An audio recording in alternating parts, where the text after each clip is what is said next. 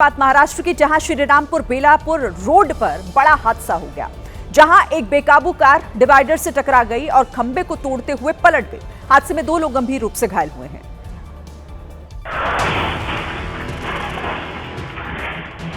बिजली की रफ्तार से टकराई कार। अचानक रात करीब 11:15 बजे कार के हाहाकार ने इस सड़क पर पसरे सन्नाटे को तोड़ दिया। कार ने पहले डिवाइडर में टक्कर मारी, फिर बिजली वाले पोल से टकराई और फिर हवा में उछलकर पलट गई। टक्कर इतनी तेज थी कि कार में बैठे दोनों लोग उछलकर बाहर आकर गिरे। हादसे में दोनों युवक गंभीर तौर पर घायल हो गए, लेकिन इसी दौरान 1 सेकंड से भी कम समय के अंतर से ये स्कूटी सवार बच गए। वरना जिस तरह से कार पलटी, अगर स्कूटी सवार इसकी चपेट में आ जाते तो बड़ा हादसा हो सकता था। ड्राइवर के नशे में होने के चलते हादसे का अंदेशा जताया जा रहा है। महाराष्ट्र के ही पिंपरी चिंचवाड़ में एक किसान ने थार कार में हो रही तकनीकी परेशानियों से निपटने के लिए एक अनोखा तरीका निकाला। किसान ने थार को 2 गधों से खिंचवाकर कंपनी के शोरूम तक पहुंचाया। ये थार को लेकर कंपनी के शोरूम के खिलाफ नाराजगी का वही वीडियो है। 2 गधे बकायदा नई सी दिख रही थार गाड़ी को खींच रहे हैं और इस बात को हर किसी तक पहुंचाने के लिए बकायदा ढोल नगाड़े भी बजाए गए। थार के ऊपर उस कंपनी का पोस्टर लगाकर उसे गधा बताया जा रहा है। जनता से कहा जा रहा है कि इस शोरूम से गाड़ी ना खरीदे, ये खराब गाड़ी देते हैं। इसी अंदाज में घर से होते हुए किसान गणेश सांगड़े अपनी थार को कंपनी के शोरूम तक लेकर गए। पता चला कि दिसंबर 2024 में खरीदी गई इस थार में कई बार तकनीकी खामियां आ चुकी है। कई बार गाड़ी सही कराई गई, लेकिन नतीजा सिफर रहा। कहीं किसी सुनवाई से फायदा नहीं हुआ तो इन्होंने अपनी बात अधिकारियों तक पहुंचाने के लिए ये तरीका निकाला। तस्वीरें सामने आने के बाद जब शोरूम की आलोचना शुरू हुई तो अब शोरूम वाले जागे हैं। देखिए, दिल्ली धमाके को लेकर एक बहुत बड़ा खुलासा हुआ है। लाल किले में जिस तरीके से कार में हुआ धमाका, राजधानी दिल्ली का पहला फिदायीन हमला था। फिदायीन हमला वो होता है जिसमें आतंकी विस्फोटक के जरिए खुद को उड़ा लेता है और अपने साथ कई लोगों की जान ले लेता है। ऐसा ही आतंकी उमर ने किया। आतंकी उमर ने i20 कार को चलता फिरता बम बनाया और लाल किले के सामने विस्फोट करके खुद को कार समेत उड़ा लिया और 13 निर्दोष लोगों की जान ले ली। इस आत्मघाती हमले में आतंकी उमर तो मारा गया, लेकिन एनआईए ने आत्मघाती हमले की साजिश रचने के आरोप में आमिर राशिद नाम के एक शख्स को गिरफ्तार कर लिया है। आमिर राशिद जम्मू कश्मीर के पंपोर का रहने वाला है और ये वही शख्स है जिसके नाम पर ब्लास्ट में इस्तेमाल हुई i20 कार रजिस्टर्ड है। आरोप है कि आमिर राशिद ने ही दिल्ली में ब्लास्ट के लिए i20 कार खरीदी थी और फिर आतंकी उमर ने इसी कार का इस्तेमाल दिल्ली को दहलाने में किया। देखिए, दिल्ली ब्लास्ट में नाम सामने आने के बाद एनआईए ने आमिर को दिल्ली में छापेमारी करके पकड़ा और उसे कड़ी सुरक्षा के बीच पटियाला हाउस कोर्ट में पेश किया गया, जहां उसके गुनाहों का हिसाब किताब हुआ। पटियाला हाउस कोर्ट में सुनवाई के लिए आरोपी आमिर को लाया गया तो एबीपी न्यूज संवाददाता सुशील पांडे ने उससे कई सवाल किए, लेकिन सुरक्षा बलों ने उसे कुछ बोलने नहीं दिया। आमिर किसके कहने पर अटैक किया? आमिर। इसके बाद आमिर की कोर्ट में पेशी हुई तो एनआईए ने आमिर के खिलाफ कई सबूत पेश किए। कोर्ट में एनआईए की तरफ से जो एसपीपी पेश हुए थे, उन्होंने कहा कि इस पूरे मामले में आमिर से पूछताछ करनी है और पूछताछ कर ये भी पता लगाना है कि उनके साथ और कौन कौन लोग जुड़े हुए थे। एनआईए ने कोर्ट से आमिर की रिमांड मांगी तो कोर्ट ने इस पर सहमति दे दी। कोर्ट ने भी माना कि आमिर दिल्ली कार ब्लास्ट में शामिल है और इसलिए उससे पूछताछ बेहद जरूरी है, जिसके बाद कोर्ट ने आमिर को 10 दिन की पुलिस रिमांड पर भेज दिया। रिमांड के दौरान पुलिस और जांच एजेंसी अब आरोपी से धमाके से जुड़ी सभी जानकारी जुटाएंगी और दिल्ली ब्लास्ट केस के सभी पहलुओं की जांच करेगी। मैंने उसको पूछा, मैंने कहा आपका क्या इन्वॉल्वमेंट है, आपने क्या किया है इसमें? तो उसने मुझे ये सिर्फ सीधा यही बताया कि वो गाड़ी उसके नाम पे रजिस्टर्ड है जिसका ब्लास्ट में यूज हुआ है। बताया जा रहा है कि सुनवाई के दौरान आरोपी आमिर कोर्ट में शांत बैठा रहा, जबकि कोर्ट के बाहर काफी हलचल रही। फरीदाबाद से गिरफ्तार हुई जैश की संदिग्ध आतंकी शाहीन के बारे में भी एक बहुत बड़ा खुलासा हुआ है। जानकारी मिल रही है कि शाहीन के कई मोस्ट वांटेड आतंकियों के साथ अच्छे संबंध हैं।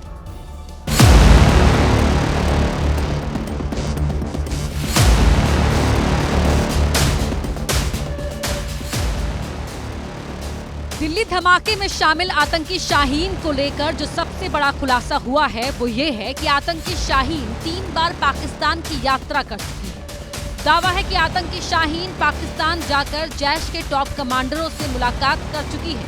बताया जा रहा है कि शाहीन के जरिए ही जैश के हैंडलर हवाला के पैसे भेजते थे और इन पैसों का इस्तेमाल आतंकी डॉक्टर, विस्फोटक और हथियार खरीदने में किया करते थे। सबसे चौंकाने वाला खुलासा ये हुआ कि पुलिस और जांच एजेंसियों से बचने के लिए आतंकी शाहीन ने कानपुर, लखनऊ और फरीदाबाद के पते पर 3 अलग-अलग पासपोर्ट बनवा रखे थे। इन्हीं पासपोर्ट का इस्तेमाल कर शाहीन पाकिस्तान, थाईलैंड और दूसरे देशों की यात्रा करती थी और भारत के खिलाफ साजिश रचा करती थी। देखिए, कुल मिलाकर कहा जाए तो फरीदाबाद की मैडम सरजन शाहीन ही देश को दहलाने का पूरा प्लान तैयार कर रही थी। मैडम ही दूसरे आतंकियों को लीड कर रही थी और यही बताती थी कि कब हमला करना है और कहां से हथियार और विस्फोटक खरीदने हैं। खुलासा तो यहाँ तक हो रहा है कि आतंकी शाहीन के पास ही हवाला के पैसे आते थे और फिर इन पैसों को दूसरे आतंकियों तक पहुँचाया जाता था। आप जानकर चौंक जाएंगे कि शाहीन की जांच पड़ताल करने पर अब तक उसके 7 बैंक खातों का पता चल चुका है। 7 साल में इन बैंक खातों में करीब 1 करोड़ 55 लाख रुपए का लेन देन हुआ है। शाहीन के जो खाते मिले हैं उनमें कुछ प्राइवेट बैंक के हैं और कुछ सरकारी बैंक के। इनमें 3 खाते कानपुर में, 2 लखनऊ में और 2 दिल्ली में होने की जानकारी एजेंसियों को मिली है। जांच में ये भी सामने आया है कि साल 2014 से लेकर साल 2017 के बीच कई बड़े लेन देन हुए हैं। ये रकम कहां से आई और कहां भेजी गई, इसकी जानकारी अब जुटाई जा रही है। एजेंसियां पता लगा रही है कि किन किन लोगों को पैसा भेजा गया है। वहीं आतंक का अड्डा बन चुकी फरीदाबाद की अल फलाह यूनिवर्सिटी को अब मिट्टी में मिलाने की तैयारी है। खबर है कि अल फलाह यूनिवर्सिटी में जल्द बुलडोजर एक्शन देखने को मिल सकता है, क्योंकि फरीदाबाद प्रशासन ने अल फलाह यूनिवर्सिटी की जमीनों की जांच के आदेश दे दिए हैं। जांच मिलते ही पटवारियों ने जमीन की पैमाइश भी शुरू कर दी है। यूनिवर्सिटी की जमीन को किससे खरीदा गया और इस जमीन को खरीदने में कितने रुपए खर्च किए गए, ये सब कुछ खंगाला जा रहा है। क्या क्या पैमाइश करी है इसकी, कितनी पैमाइश करी, पूरी पैमाइश करी है, सारी जमीन कहाँ तक है इसकी। प्रशासन के एक्शन को देखकर लग रहा है कि आतंक की फैक्ट्री बन चुकी इस यूनिवर्सिटी पर जल्द ही बुलडोजर गरजेगा। इसी बीच दिल्ली पुलिस ने अल फलाह यूनिवर्सिटी के खिलाफ 2 FIR दर्ज की है और यूनिवर्सिटी के चेयरमैन जावेद अहमद को आतंकी मॉड्यूल और फर्जी दस्तावेजों की जांच में तलब किया है। दिल्ली आतंकी हमले की जांच के लिए उत्तर प्रदेश में जगह जगह छापेमारियां हो रही हैं। सूत्र बता रहे हैं कि यूपी ATS ने 13 संदिग्धों को पकड़कर उनसे पूछताछ की है। बताया गया कि ये सभी संदिग्ध डॉक्टर शाहीन और उसके भाई परवेज के संपर्क में थे। NIA और IB जैसी एजेंसी से मिले इनपुट के आधार पर यूपी में 5 से ज्यादा जगहों पर रेड मारी गई। राजधानी लखनऊ समेत कई ऐसे इलाके हैं जहां यूपी ATS संदिग्धों की तलाश कर रही है। उत्तर प्रदेश में एजेंसियों के साझा इनपुट पर लगातार सर्च ऑपरेशन किया जा रहा है। देश के मुख्य न्यायाधीश जस्टिस BR गवई ने शेड्यूल कास्ट यानी अनुसूचित जातियों को आरक्षण दिए जाने के मुद्दे पर एक बड़ा बयान दिया है। CJI के इस बयान के मुताबिक क्रीमी लेयर को आरक्षण का मुद्दा फिर से गर्मा गया है। आंध्र प्रदेश की राजधानी अमरावती में एक कार्यक्रम में बोलते हुए CJI BR गवई ने कहा कि OBC की ही तरह अनुसूचित जातियों को मिलने वाले आरक्षण में से क्रीमी लेयर यानी आर्थिक रूप से समर्थ हो चुके लोगों को बाहर किया जाना चाहिए। I also went further and took a view that the concept of creamy layer as has been found in the judgment of Indira Sawhney insofar as the other backward classes are concerned should also be made applicable to scheduled caste. If a person who is an IAS officer, he becomes a chief secretary and his son gets the best of education in a city like Hyderabad or Bangalore, put a child of a poor agricultural labor studying in the village, though both belonging to scheduled caste, could be equated. And my answer to that was no. It denied equality of opportunity. Justice Gavai के इस बयान पर राजनीति दलों की भी प्रतिक्रिया सामने आई है। समाजवादी पार्टी ये चाहती है कि जो पिछड़े दलित और लोग हैं जो सैकड़ों सालों से वंचित हैं, उन लोगों को उनका हक, अधिकार, न्याय और सम्मान मिलना चाहिए।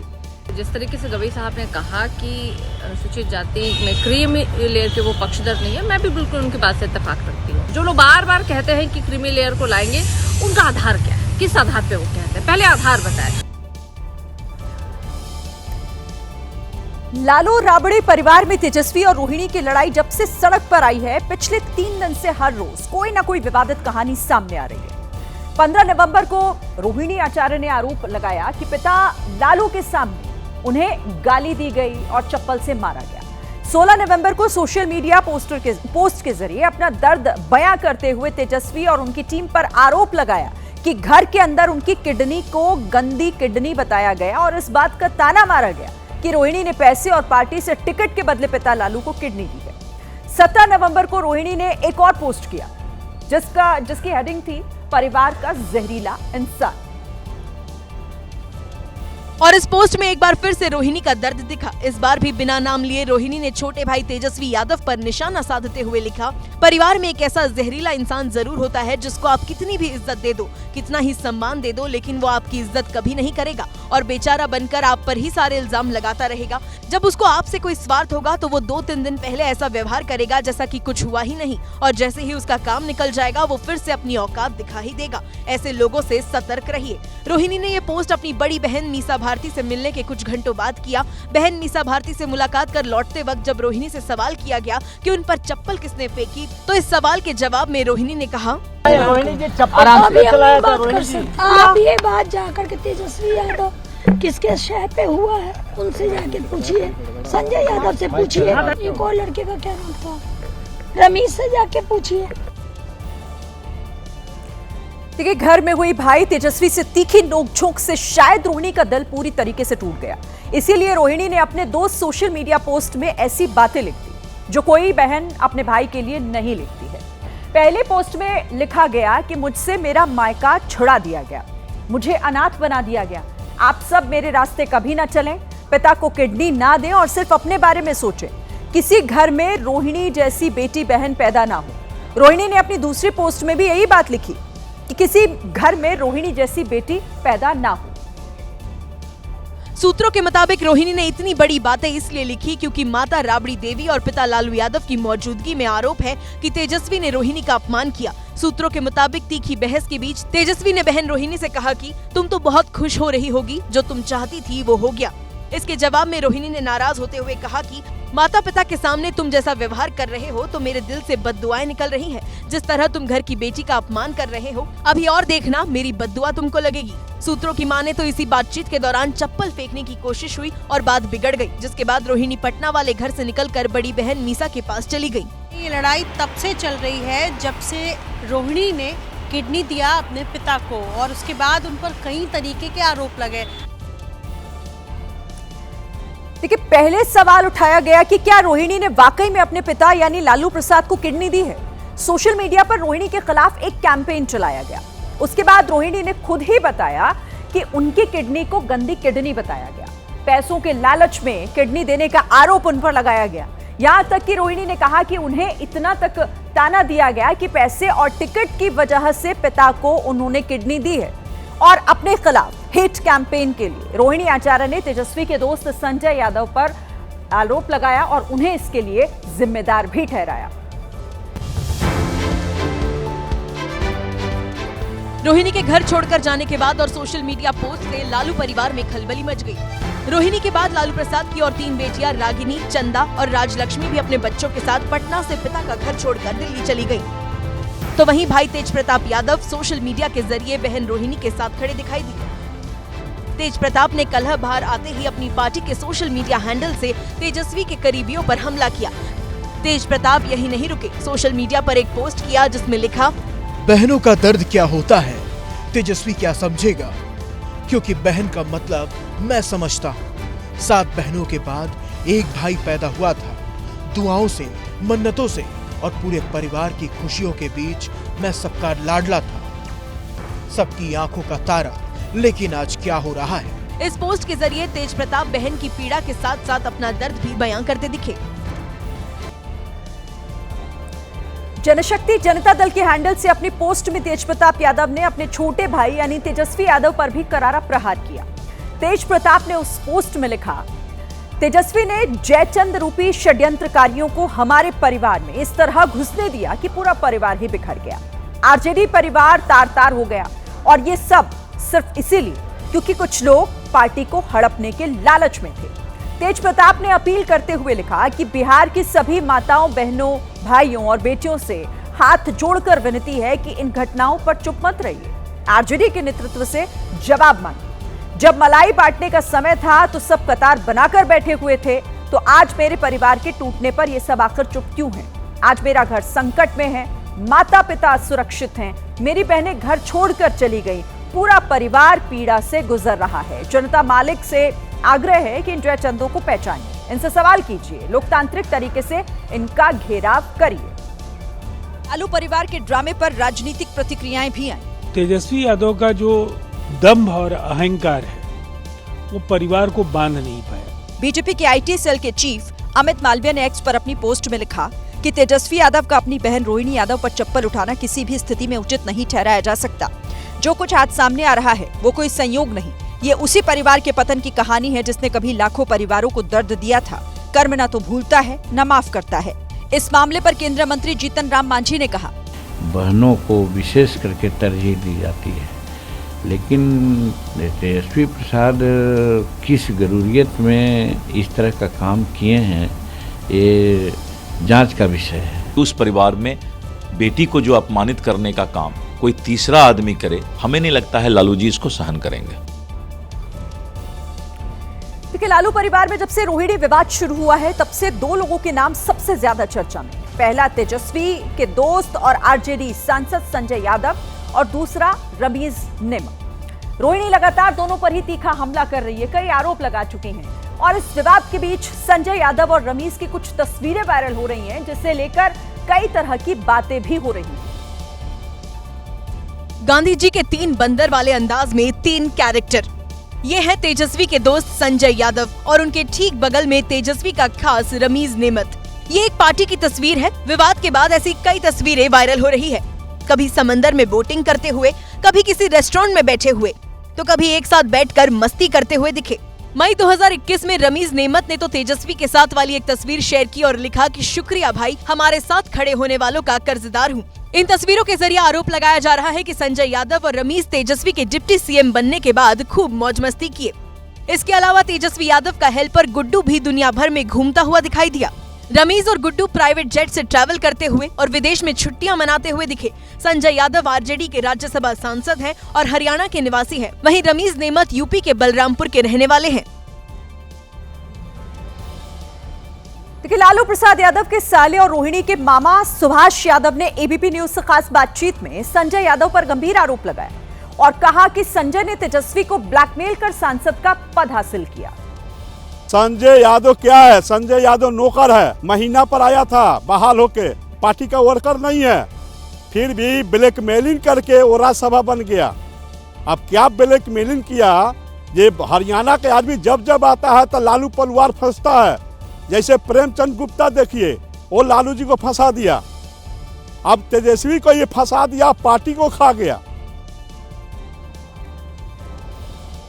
तेजस्वी और रोहिणी विवाद के बीच आरजेडी की पटना में एक बैठक हुई और इस बैठक में आरजेडी के विधायकों ने तेजस्वी को विधायक दल का नेता यानी नेता प्रतिपक्ष चुन लिया है। आरजेडी की बैठक में लालू यादव, राबड़ी देवी, तेजस्वी यादव और रोहिणी की बड़ी बहन मीसा भारती भी शामिल हुई। यही नहीं, रोहिणी जिस संजय यादव को टारगेट कर तेजस्वी पर भी सवाल उठा रही है, वो संजय यादव भी बैठक में शामिल थे। पार्टी के वरिष्ठ नेताओं और विधायकों के साथ तेजस्वी ने पार्टी से जुड़े मुद्दों पर चर्चा की, हार पर मंथन किया और एक सुर में तेजस्वी को फिर से विधायक दल का नेता चुन लिया गया। निर्वाचन हुआ विधायक दल के नेता के रूप में। अजय देव परिवार है, हम नहीं जानते हैं कौन क्या कर रहा है, लेकिन संजय पार्टी के एसेट हैं जी। संजय पार्टी के एसेट मैं जो जानता हूँ। दिल्ली ब्लास्ट में मृतकों का आंकड़ा बढ़ गया है और अब बढ़कर 15 हो गया है। इलाज के दौरान 2 और लोगों की जान चली गई। तो दिल्ली धमाके से जुड़ा ये बड़ा अपडेट, इस धमाके में मरने वालों का आंकड़ा बढ़ गया है। जिनका इलाज चल रहा था, 2 और लोगों की इलाज के दौरान मौत हो गई है।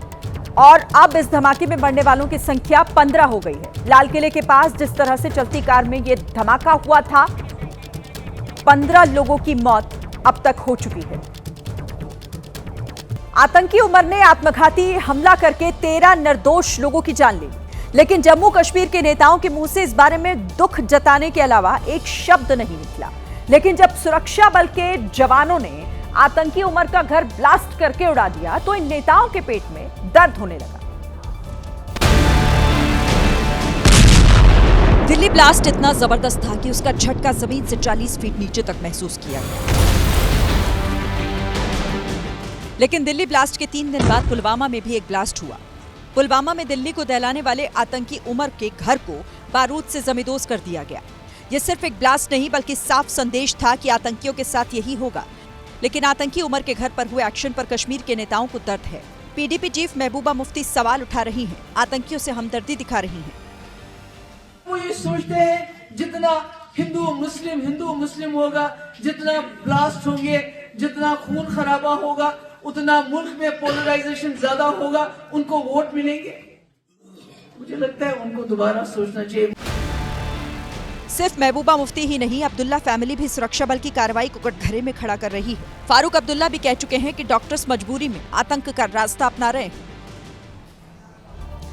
केरल के कन्नूर में एक कार ऐसे ओवरब्रिज पर चढ़ गई जो आधा ही बना हुआ था। आगे जाकर वही कार नीचे गिरते हुए ओवरब्रिज के पिलर्स के बीच फंस गई, जिसे रेस्क्यू ऑपरेशन चलाकर बाहर निकाला गया। ओवरब्रिज के पार्टीशन के बीच में जाकर कार फंस गई थी।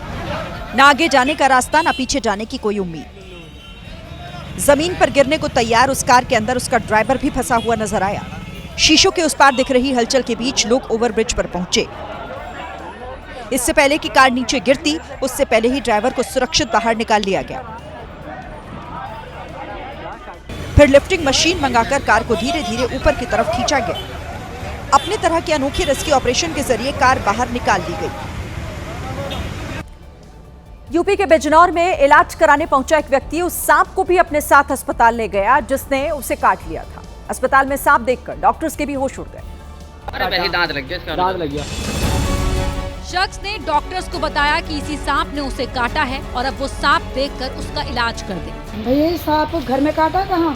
बाहर काटा, रोड पे काटा। व्यक्ति के हाथ से खून बह रहा था, लेकिन फिर भी उसने सांप को नहीं छोड़ा। शख्स सांप को लेकर इसलिए अस्पताल आया ताकि इलाज में कोई देरी ना हो। ये हाथ में काटा है आपके? अरे दांत लग गया इसका। युवक के हाथ से बहता खून देखकर डॉक्टर्स ने तुरंत उसका इलाज शुरू कर दिया और युवक अब बिल्कुल ठीक है। हरियाणा के फरीदाबाद में आज उत्तर क्षेत्रीय परिषद की एक अहम बैठक हुई। इस बैठक की अध्यक्षता केंद्रीय गृह मंत्री अमित शाह ने की, जिसमें प्रदूषण एक बड़ा मुद्दा रहा। उत्तर क्षेत्रीय परिषद की बैठक में दिल्ली की मुख्यमंत्री रेखा गुप्ता ने दम घोटू हवा का मुद्दा जोर शोर से उठाया। मुख्यमंत्री रेखा गुप्ता ने पड़ोसी राज्यों से प्रदूषण को रोकने के लिए सहयोग की अपील की। मुख्यमंत्री रेखा गुप्ता ने कहा कि प्रदूषण पूरे उत्तर भारत के लिए एक बड़ी चुनौती है और प्रदूषण की समस्या को हमें मिलकर हल करना होगा। रेखा गुप्ता ने कहा कि अगर सभी राज्य मिलकर कदम उठाएं तो प्रदूषण को कम किया जा सकता है। प्रदूषण को रोकने के लिए रेखा गुप्ता ने बैठक में कई सुझाव भी दिए। उन्होंने कहा कि पराली जलाने और पराली से उठने वाले धुएं को खत्म करने के लिए संयुक्त योजना बनाकर काम करना होगा। अंतरराज्यीय परिवहन को जीरो एमिशन मॉडल में बदलना होगा, तभी बढ़ते प्रदूषण को रोका जा सकता है। बिहार में नई सरकार के शपथ ग्रहण को लेकर तैयारियां तेज हो गई हैं। आज नीतीश कुमार ने राज्यपाल से मुलाकात की, लेकिन मुख्यमंत्री पद से इस्तीफा नहीं दिया। राज्यपाल के पास जाने से पहले नीतीश कुमार सचिवालय पहुंचे, जहां कैबिनेट की आखिरी बैठक हुई। इस बैठक में मंत्रिमंडल भंग करने के प्रस्ताव पर मुहर लगी और नीतीश कुमार के नेतृत्व के प्रति आभार प्रस्ताव भी पारित किया गया। मंत्रिपरिषद ने मुख्यमंत्री जी को बधाई देते हुए उनके प्रति आभार प्रकट किया कि उनके नेतृत्व में आज एनडीए अपने सफलता के चरम पर पहुंचा हुआ है। इसके अब 19 नवंबर को सुबह 10 बजे बीजेपी विधायक दल की बैठक होगी, जिसमें बीजेपी अपना विधायक दल का नेता चुनेगी और माना जा रहा है कि 20 नवंबर को पटना के गांधी मैदान में नई सरकार का शपथ ग्रहण कार्यक्रम होगा, जिसकी तैयारी तेज हो गई है। 20 तारीख को शपथ ग्रहण होगा, प्राइम मिनिस्टर भी वहां जाएंगे, हम लोगों को भी जाने के लिए कहा गया है। सूत्र बता रहे हैं कि शपथ ग्रहण समारोह में एनडीए शासित राज्यों के मुख्यमंत्रियों को भी न्योता भेजा जाएगा। पटना के गांधी मैदान में शपथ ग्रहण समारोह को लेकर तैयारियां तेज हैं, लेकिन सवाल अभी भी वही कि क्या नीतीश कुमार ही मुख्यमंत्री बनेंगे या फिर मिलेगा कोई सरप्राइज।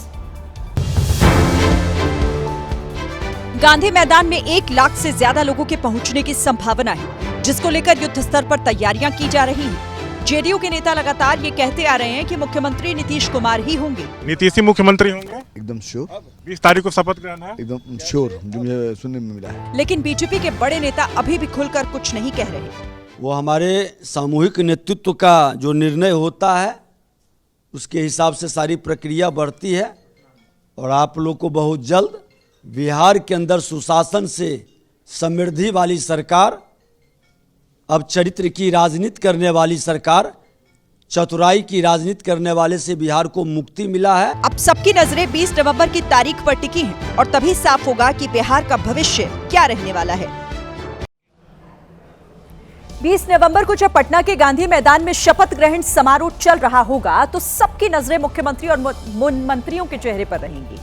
सूत्र ये जानकारी दे रहे हैं कि जेडीयू के कोटे से 13 मंत्री बनेंगे, जिसमें मुख्यमंत्री का पद भी शामिल होगा, यानी मुख्यमंत्री नीतीश कुमार ही रहेंगे। सूत्रों के हवाले से जो खबर आई है उसके मुताबिक बीजेपी के कोटे से भी 13 मंत्री शपथ लेंगे, जिसमें 2 डिप्टी सीएम होंगे। इसके अलावा स्पीकर भी बीजेपी के कोटे से हो सकता है, जबकि चिराग पासवान की पार्टी के 3 हम और आरएलएम दोनों को 1-1 मंत्री शपथ लेंगे दोनों के। कुल मिलाकर 20 नवंबर को 31 मंत्रियों का शपथ ग्रहण हो सकता है।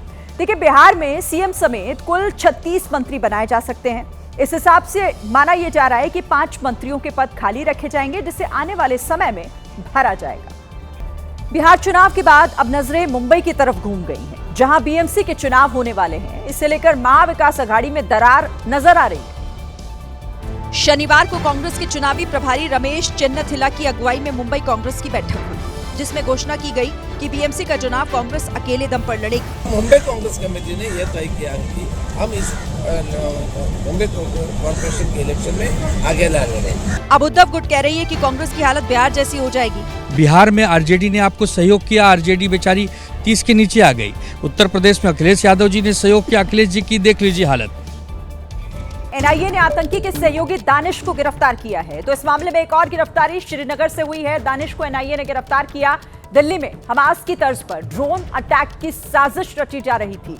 ड्रोन बम बनाने में एक्सपर्ट है जहीर उर्फ दानिश, जिसकी गिरफ्तारी हुई है।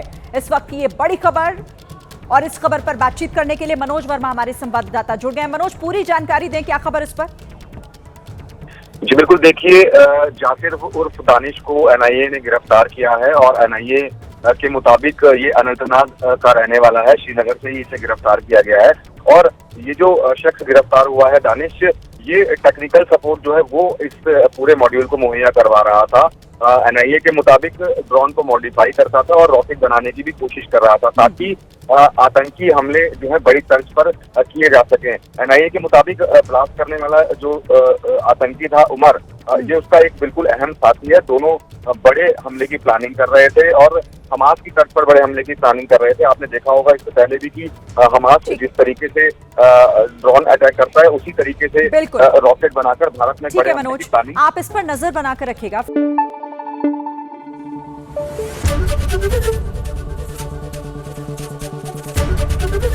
एबीपी न्यूज आपको रखे आगे।